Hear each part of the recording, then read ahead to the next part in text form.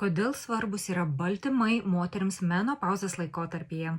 Tad jau žinome, kad menopauzės laikotarpyje raumenų masė ir jėga mažėja.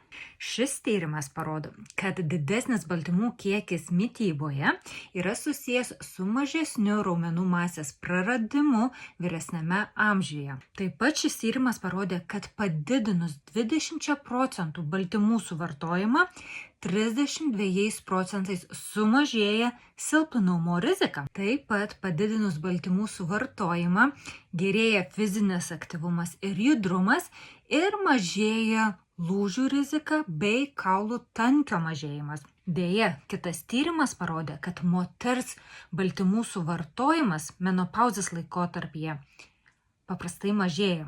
Komentaruose rasi mano kitus video, kuriuose pasidalinau, kiek gramų yra rekomenduojama suvartoti per parą ir taip pat pagrindinius baltymų šaltinius. O jei menopauzės tema tau šiuo metu yra aktuali, kviečiu pasekti.